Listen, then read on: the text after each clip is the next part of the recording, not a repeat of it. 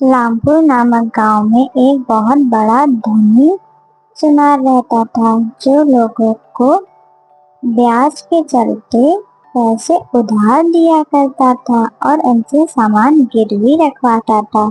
ऐसा करते करते उसका बहुत बड़ा घर बन गया था गांव में।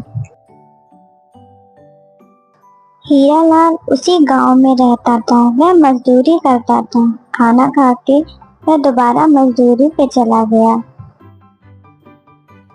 हीरालाल का खेत बंजर था। वह बहुत परेशान था। एक दिन उसके दोस्त ने उसको सलाह दी। अरे हीरालाल, कैसे हो? घर में सब बढ़िया है? बहुत ही परेशान लग रहे हो।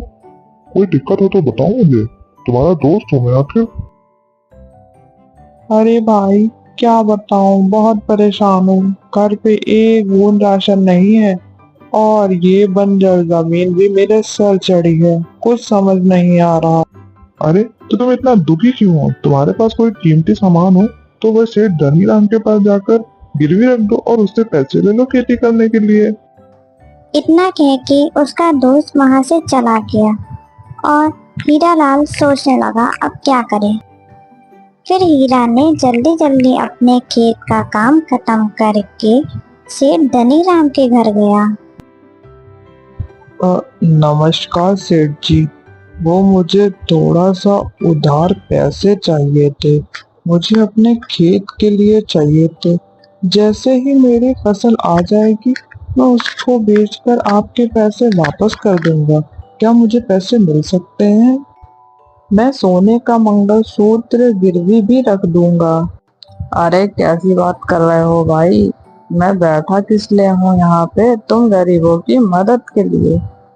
लाओ, दो अपना मंगलसूत्र, मैं तुम्हें उसके बदले पैसे देता हूँ। और हाँ, एक बात का याद रहे, मैं सिर्फ तुम्हें 3,000 रुपए ही दे पाऊंगा।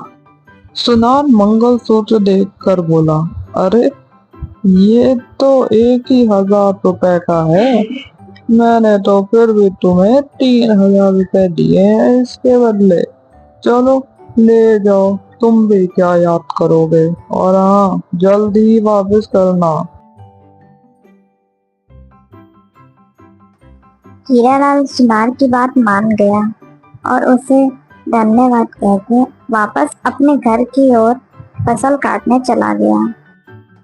कुछ दिनों बाद उसने अपने खेतों में कड़ी मेहनत करी और उन पैसों से अधिक बीज लगाए और कुछ दिनों बाद उसे अच्छी फसल हुई, जिसे बेचकर वह बहुत खुश था और उसने बहुत पैसे कमाए।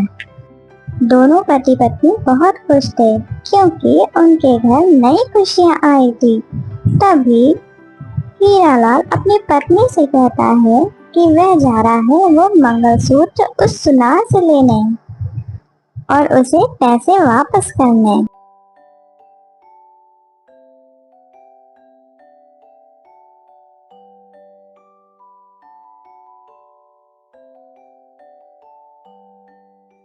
अरे सेठ जी, नमस्कार। कैसा चल रहा है आपका धंधा? ठीक तो है आप? हाँ हाँ, सब बढ़िया। तुम्हें देख के लगता है शायद तुम मेरे पैसे वापस करने आए हो, क्यों? हाँ सेठ जी, आपके दिए हुए पैसे से मेरी फसल में बहुत अच्छा सुधार हुआ है और मैंने उसे शहर में बहुत अच्छे दामों पर बेचा है, जिससे मुझे मुनाफा हुआ है। अब मैं अपना मंगलसूत्र लेने आया हूँ और आपके पैसे वापस करने आया हूँ। हाँ हाँ, चलो, अच्छा है तुम्हारा भी जीवन सुधर गया। आखिर मैं यही चिंता में था कि तुम्हारा मंगलसूत्र कहीं यहीं ना रह जाए। वैसे बैठो, मैं लाता हूँ तुम्हारा मंगलसूत्र।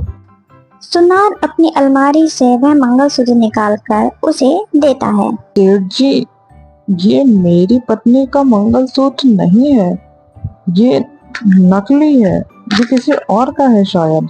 मेरी पत्नी के मंगलसूत्र के पीछे मेरे पिताजी का नाम लिखा हुआ था और इसके पीछे नहीं लिखा है। जरा आप ध्यान से देखिए। अरे, अब तुम ये क्या बात कर रहे हो? तुम्हें क्या लगता है मैंने ये मंगलसूत्र बदल दिया? मैं चोर हूँ?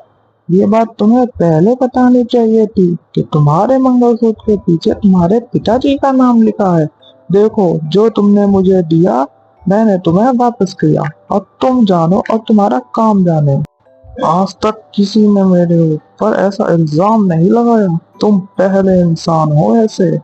अरे ऐसी बात नहीं है सेठ जी, मैं तो आपके पैसे वापस नहीं करने आया था, लेकिन वह मेरी पत्नी का मंगलसूत्र है, वो तो मुझे दे दीजिए। एक बार आप देख तो लीजिए, शायद हो आपके पास।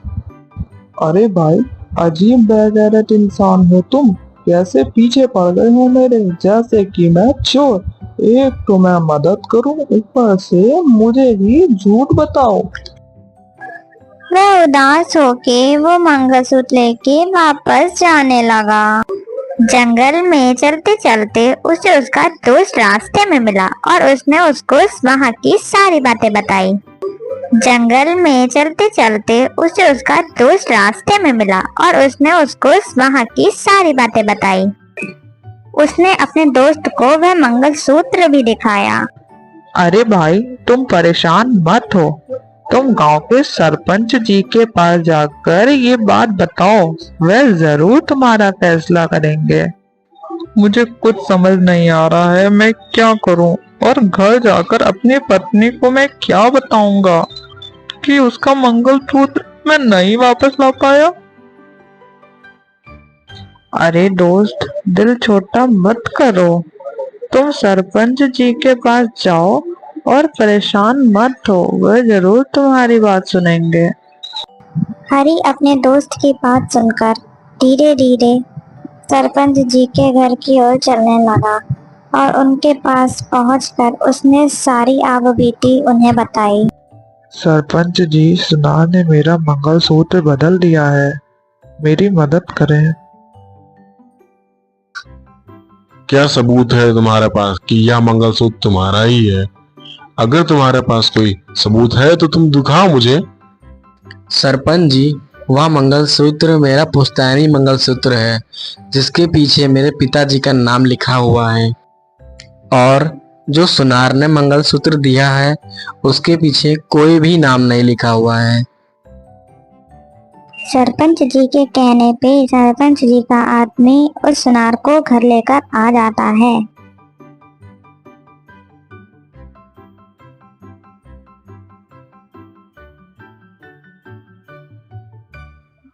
बोलो सेठ, क्या तुमने हरी का मंगलसूत्र बदल दिया है? तुम्हारे पिताजी तो ऐसा नहीं करते थे। आखिर बात क्या है सेठ? तुम मुझे सही सही बताओ। सरपंच जी, मैं तो इन गरीबों की मदद करता हूँ इन्हें कर्ज दे के। कभी आज तक ऐसा हुआ है कि मुझे घर आना पड़े? इस हरी की ही नीयत खराब है मेरे पैसों पर, तभी ये मुझ पर उल्टे सीधे इल्जाम लगा रहा है। अगर तुम्हें इतनी ही दिक्कत है तो तुम इन गरीबों को पैसे उधार में देते ही क्यों हो? हरी, अब तुम बोलो, सच्चाई आखिर क्या है? सरपंच जी, मैं एक गरीब आदमी हूँ, मैं क्यों झूठ बोलूंगा। बस आप सेठ जी से बोल दीजिए असली मंगलसूत्र मुझे वापस कर दें। वह मेरा पुश्तैनी मंगलसूत्र है, जिसके पीछे मेरे पिताजी का नाम लिखा हुआ। सरपंच जी, ये मुझ पे इल्जाम लगा रहा है। मैंने तो सोचा ये गरीब है, क्यों ना इसकी मदद कर दूं। मैंने तो इसके जैसे लाखों की मदद की पर किसी ने कुछ कहा नहीं, लेकिन ये मुझे ही गलत ठहरा रहा है। सरपंच जी, ऐसे तो ये मुझे पूरे गांव में बदनाम कर देगा। अब इसका कोई आप ही उपाय निकालिए सरपंच जी। मुझे लगता है सेठ सही है, शायद गलती तुमसे ही हो रही है। एक बार तुम जाके उस मंगलसूत्र को दोबारा चेक करो और उसके बाद देख के मुझे बताओ, फिर आगे मैं देखता हूँ। आज की सभा यहीं खत्म होती है। सरपंच जी की बात सुनकर सेठ मन ही मन खुश हो गया कि अब उसकी चोरी नहीं पकड़ी जाएगी। लेकिन हरी उदास हो गया, उसका पुश्तैनी मंगलसूत्र अब उसके पास नहीं था। सरपंच जी के मन में एक ख्याल आया और उन्होंने अपने आदमी से कहा, मुझे लगता है ये सेठ झूठ बोल रहा है। हरी का मंगलसूत्र इसी में रखा हुआ है। ये सेठ जहाँ अपना सोना रखता है, तुम जाके उस सोने को चेक करके देखो और शायद उसमें ही हरी का मंगलसूत्र हो। मैं चाहता हूँ ये काम तुम जल्द से जल्द करो, वरना वह सेठ सतर्क हो जाएगा और अगर कहीं वह मंगलसूत्र छुपा ना दे। जी सरपंच जी, जैसा आप कहते हैं मैं वैसा ही करता हूँ। लेकिन ध्यान रहे, तुम्हें बहुत सतर्क होके सेठ के घर जाना होगा, ताकि उसे ये ना पता चले कि तुम मेरे आदमी हो। जी सरपंच जी, उसे बिल्कुल भी नहीं पता चल पाएगा कि मैं आपके आदमी हूँ, और मैं वेश बदल कर जाऊंगा, क्योंकि मेरे पास एक पुश्तैनी हार है जो कि मैं उसके घर गिरवे रखूंगा और देखूंगा कि वह हार वह बदलता है या नहीं। अगर वह बदल देगा तो वह पकड़ा जाएगा। अगले ही दिन सरपंच का आदमी भेष बदलकर सेठ के घर गया। सेठ जी, मुझे कुछ पैसे उधार चाहिए, क्या वो मुझे मिल सकते हैं आपसे? और मेरे पास एक पुश्तैनी हार है जो आपके पास गिरवी रख दूंगा। वैसे मैं तो किसी को उधार देता नहीं हूँ, लेकिन तुम मुझे थोड़ा ठीक इंसान लग रहे हो। ठीक है, ले लो फिर। और हाँ, पर एक बात याद रहे, जिस हार की तुम बात कर रहे थे, उस हार को तुम्हें मेरे पास गिरवी रखना होगा। हाँ हाँ, क्यों नहीं सेठ जी, जैसे ही मेरे पास पैसे आ जाएंगे मैं आपके पैसे लौटा दूंगा और अपना हार भी ले लूंगा आपसे। सेठ उसे पैसे दे देता है और वह वो पैसे लेकर चला जाता है। कुछ दिन बाद वह सेठ के घर वापस आता है, वह पैसे लौटाने और अपना हीरो का हार ले। सेठ जी, ये लीजिए अपने पैसे और मेरा हार मुझे वापस कर दीजिए। सेठ जब उसका हीरो का हार निकाल रहा होता है, तब वह व्यक्ति देखता है कि हरी का मंगलसूत्र असली वाला उसके ही टोकरे में पड़ा है, और वह जाकर सबको ये बात बता देता है। फिर सरपंच जी उसको भरे गांव में बीच बाजार में बुलाकर उसको गांव से बेदखल कर देते हैं और हमेशा हमेशा के लिए निकाल देते हैं।